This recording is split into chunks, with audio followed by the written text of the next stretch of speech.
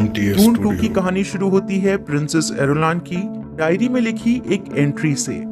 ये emperor Shaddam the fourth की बेटी हैं। ये लिख रही हैं कि हाउस हार्कनन ने भले ही हाउस एट्रेडिस का विनाश कर दिया हो, मगर फिर भी उम्मीद है कि पॉल एट्रेडिस अभी जिंदा होंगे। वहीं अराकिस पर लेडी जेसिका, जो अब प्रेग्नेंट हैं, अपने बेटे पॉल के साथ सुरक्षित जगह ढूंढ रही हैं। यहाँ पर स्टिलगार और उसके फ्रेमन ट्रूप्स भी मौजूद हैं। रास्ते में इनकी कुछ हार्कनन सोल्जर्स से भिड़ंत होती है। थोड़े बहुत एक्शन के बाद जेसिका और पॉल सीच तब्र पहुंचते हैं। यहाँ पर मौजूद फ्रेमन के लोगों को लगता है कि वो स्पाइज हैं, यानी जासूस। वहीं स्टिलगार, जो इनके एक तबके का लीडर है, उसे लगता है कि फ्रेमेंस की जो प्रोफेसी है वो पूरी होने वाली है। प्रोफेसी के हिसाब से बाहरी दुनिया से एक माँ और बेटा अराकस पर आएगा और इन लोगों की मदद करेगा, साथ ही इन्हें लीड भी करेगा। स्टिलगार जेसिका को बताता है कि सीच तब्र की जो रेवरेंड मदर हैं वो मर रही हैं और वो चाहते हैं कि जेसिका उनकी जगह ले ले। यहाँ पर वाटर ऑफ लाइफ मौजूद है, जो एक तरह का पॉइजन है मेल्स के लिए या फिर अनट्रेन्ड लोगों के लिए। लेकिन जेसिका क्योंकि खुद एक बेनी जेजरेट है, तो वो ये वाटर ऑफ लाइफ कंज्यूम कर सकती है। इससे उसके दिमाग में पिछली सारी रेवरेंड मदर्स की यादें आ जाएंगी। जेसिका को लगता है कि यही सही रास्ता है और अपनी होने वाली औलाद को बचा पाएगी। जब वो वाटर ऑफ लाइफ पीती है तो उसके पेट में मौजूद उसकी अनबॉर्न डॉटर, जिसका वो नाम आलिया रखने वाली है, उसके दिमाग में भी वो सारी मेमोरीज आ जाती हैं जो पिछली अनगिनत रेवरेंड मदर्स ने जी हैं। आप देखेंगे कि फिल्म में आगे इसे एबोमिनेशन भी कहा जाता है, क्योंकि किसी प्रेग्नेंट लेडी को वाटर ऑफ लाइफ पिलाना गलत है, क्योंकि ऐसा करने से उसकी होने वाली औलाद दुनिया में आने से पहले ही सोचने समझने लग जाएगी, यानी उसके पास सुपर नेचुरल पावर्स होंगी। इस बात का अंदाजा आप ऐसे भी लगा सकते हैं कि जेसिका अपनी अनबॉर्न डॉटर आलिया से अभी से ही बातें कर रही है, उसके साथ प्लान्स बना रही है। ये डिस्कस करते हैं कि प्लैनेट के नॉर्दर्न हिस्से में जो फ्रेमन मौजूद हैं, उन्हें पॉल से जुड़ी किसी प्रोफेसी पर ज्यादा भरोसा नहीं है। आपने नोटिस किया होगा कि चानी और उसकी दोस्त, ये लोग भी इस प्रोफेसी को सही नहीं मानते हैं। उन्हें लगता है कि ये बस मनगढ़ंत कहानियां हैं जो लोगों को बेवकूफ बनाने के लिए कही गई हैं। लेकिन वक्त के साथ साथ चानी पॉल की रिस्पेक्ट करने लगती है। जब वो कहता है कि वो फ्रेमेंस को लीड नहीं करना चाहता, बल्कि उनके साथ मिलकर लड़ना चाहता है। उसका मकसद उन्हें रूल करना नहीं है।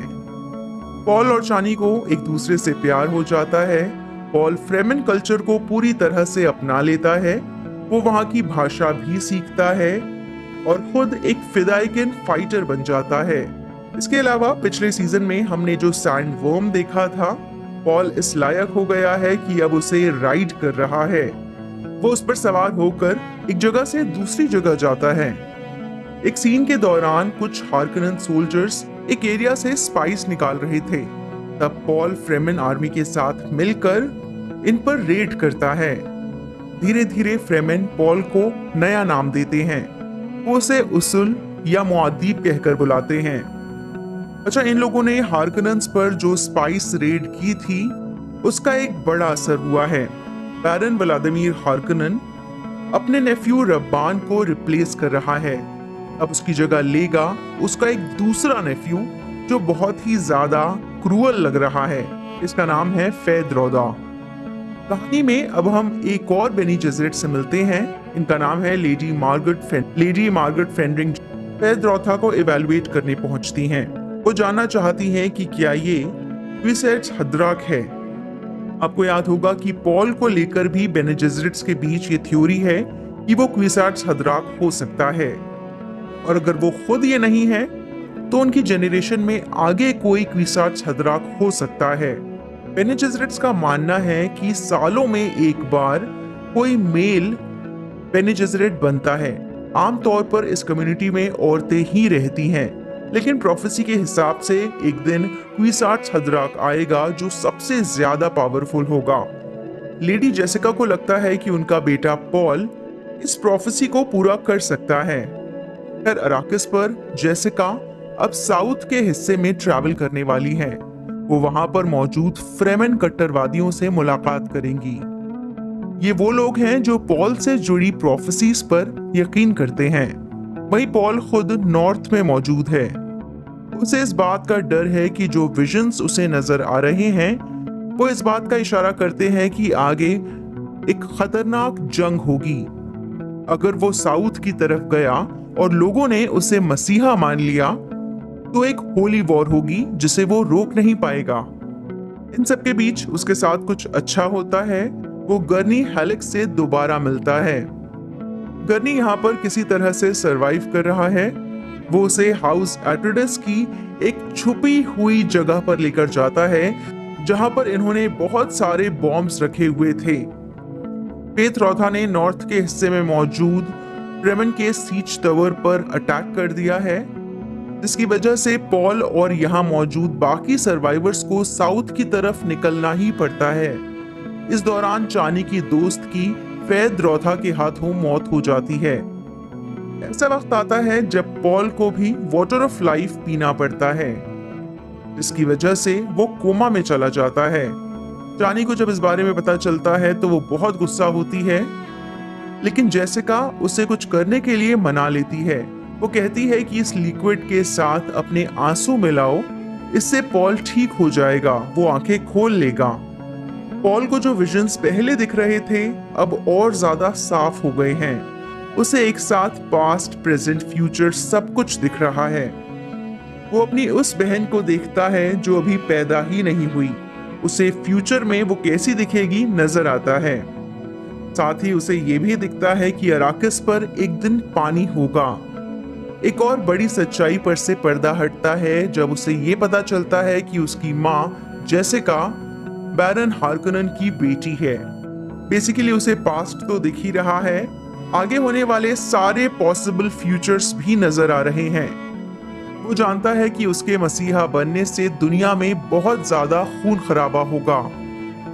साउथ में मौजूद फ्रेमन के जो लीडर्स हैं वो पॉल से कहते हैं कि उसे स्टिलगार को चैलेंज करना चाहिए। अगर वो उनका लीडर बनना चाहता है तो उसे स्टिलगार को मारना होगा। हालांकि पॉल कहता है कि मैं ऐसा नहीं करूंगा। स्टिलगार हमारा एक मजबूत इंसान है और इस फालतू सी प्रथा के लिए मैं उसकी जान नहीं लेने वाला। यहाँ पर पॉल बाकी फ्रेमन लोगों के सामने कहता है कि वो लिजान अल गईब है। यह भी फ्रेमेंस की एक प्रोफेसी है। अराकस प्लैनेट पर फाइनली एम्परर शद्दाम आते हैं। उनके साथ उनकी बेटी एरोलान भी मौजूद है, वहीं बेने जेसरिट मुहैयम भी, और उनके बहुत सारे सार्दुकार सोल्जर्स। एम्परर यहाँ मौजूद हार्कोनन्स को खरी खोटी सुना रहे हैं। तभी फ्रेमेन यहाँ पर एक अटैक कर देती है, उन्हीं बॉम्ब्स का इस्तेमाल करते हुए जिन तक उन्हें गर्नी हालक ने पहुंचाया था। फ्रेमन आर्मी के पास सैंडवर्म्स भी हैं जो सार्दुकार फोर्सेस को हराने के लिए काफी होते हैं। मौका मिलने पर पॉल अपने पिता लेटो की मौत का बदला लेता है। वो बैरन हार्कोनन को मार डालता है, एम्परर शद्दाम को कैद कर लेता है। रब्बान यहाँ से भागने की कोशिश करता है मगर गर्नी उसे पकड़ लेता है और मौत के घाट उतार देता है। अब पॉल एम्परर शद्दाम को चैलेंज करता है, जो जीतेगा वो राजगद्दी पर बैठेगा। साथ ही वो एक पॉलिटिकल डिसीजन लेता है। वो कहता है कि मैं आपकी बेटी एरोलान से शादी करना चाहता हूँ। एम्परर शद्दाम एक्सेप्ट करता है कि उसी की वजह से हाउस एट्रेडिस का विनाश हुआ। वही लेटो की बढ़ती ताकत से घबराया हुआ था और इसीलिए उसे खत्म करना चाहता था। बैरन ने इस दुनिया के अलग अलग प्लैनेट से बहुत सारे ग्रेट हाउसेस को यहाँ पर बुलाया था। ये सब इस प्लैनेट के ऑर्बिट में आ चुके हैं। पॉल इन सबको धमकी देता है, कहता है कि अगर उन्होंने इस प्लैनेट पर कदम रखा तो वो इससे पहले ही यहाँ पर मौजूद सारी स्पाइस फील्ड्स को उड़ा देगा। हम जानते ही हैं कि डून की दुनिया में स्पाइस का बहुत ज्यादा इस्तेमाल होता है और ये बहुत कीमती। एम्परर ने अपने चैंपियन के रूप में फेदरौथा को चुना है। पॉल एक नाइफ डुअल में इसका काम तमाम कर देता है। एरोलान पॉल के प्रपोजल को मान लेती है। वो कहती है कि मेरे पिता को जीने दो, आखिरकार एम्परर खुद घुटनों के बल बैठता है और पॉल की एट्रोडस घराने वाली अंगूठी को चूमता है। वहीं ऊपर आसमान में जो ग्रेट हाउसेस मौजूद हैं, वो पॉल के एम्परर बनने को स्वीकार नहीं करते। पॉल कहता है कि उन पर अटैक कर दिया जाए। स्टिलगार अपने फ्रेमन लोगों को लेकर सार्दुकार के शिप्स का इस्तेमाल करता है और जंग के लिए ऊपर ऑर्बिट में चला जाता है। जेसिका और आलिया को एहसास हो चुका है कि मुआदीब की होली वॉर अब शुरू हो चुकी है। वहीं चानी को ऐसा लग रहा है कि पॉल ने उसे धोखा दिया है। यहाँ मौजूद सारे लोग पॉल को राजा मान रहे हैं, अपना मसीहा मान रहे हैं, लेकिन वो इन सबको छोड़कर वहां से चली जाती है। वो एक सैंडवर्म को बुलाती है और अराकिस की धूल में खो जाती है। फिल्म खत्म होने से पहले पॉल को एहसास हो चुका है कि जो होली वॉर उसने अपने विजन्स में देखी थी वो होकर रहेगी। इस वीडियो को लाइक करें, शेयर करें अपने फ्रेंड्स के साथ और सब्सक्राइब करें चैनल को अगर आपने अभी तक सब्सक्राइब नहीं किया। और नेक्स्ट वीडियो में आप लोगों से मिलते हैं किसी ब्लॉकबस्टर मूवी का या सीजन का रिव्यू और एक्सप्लेनेशन लेके। तब तक के लिए अपना ख्याल रखें, अपने से जुड़े लोगों का ख्याल रखें। अल्लाह हाफिज। But I've known you too long, it hurts to watch your blue eyes fade to gray as you fade away, as you fade away.